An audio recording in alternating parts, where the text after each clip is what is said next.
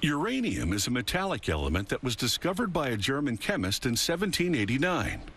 The significance of this discovery wasn't understood for a century and a half. In 1938, scientists figured out that uranium atoms could be split to produce energy. The size of a fireplace log, this nuclear fuel bundle generates a lot more heat.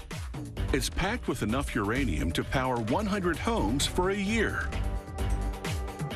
To obtain the uranium, they tunnel 1,640 feet underground at this site in northern Saskatchewan. This mine is the largest source of high-grade uranium in the world. The uranium ore lies beneath a bed of water-saturated sandstone. To reach it, they use drill bits studded with tungsten carbide buttons. Like knuckles on a fist, the button bits punch into the rock face. These first holes are for pipes that will pull heat out of the ground and freeze it around the ore. The miner operates the equipment by remote control.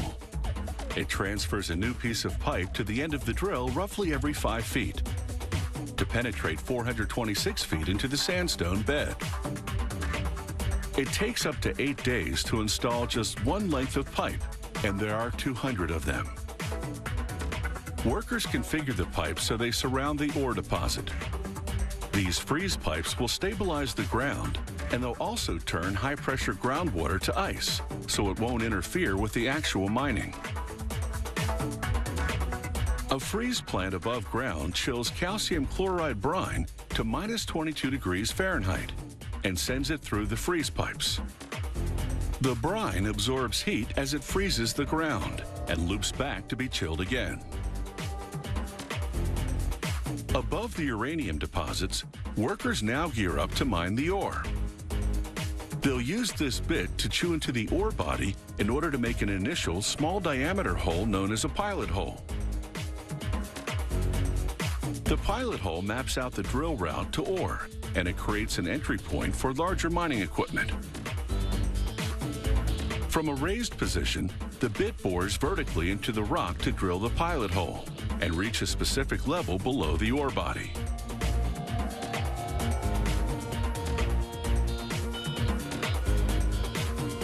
They're now ready for the reamer bit. The reamer has numerous button-encrusted wheeled tentacles. As this animation shows, the drill pulls the reamer up the pilot hole, widening it, and the broken ore falls into what's known as an extraction chamber.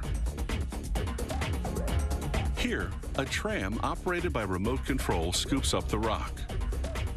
This remote control system keeps miners a safe distance away from falling rock hazards.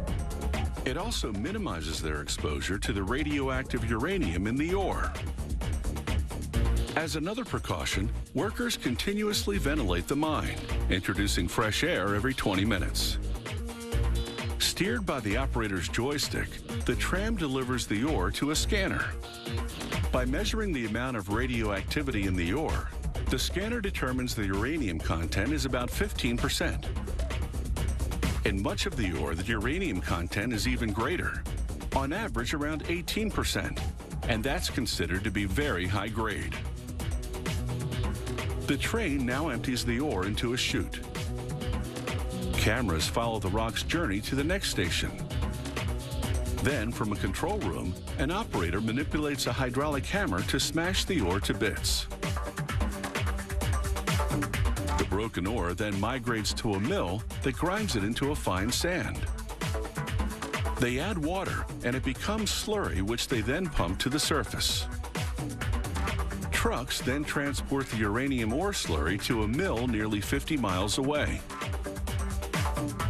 They pull into a special offloading facility. The support for a vacuum system aligns with the tote that encases the slurry tank. Once in position, a vacuum pipe drops into the tank and suctions up the slurry. Cameras provide a live feed of the unloading progress to a control room almost 23 feet away. After a wash and a radiation check, the truck leaves. stay tuned for the transformation of uranium into nuclear fuel.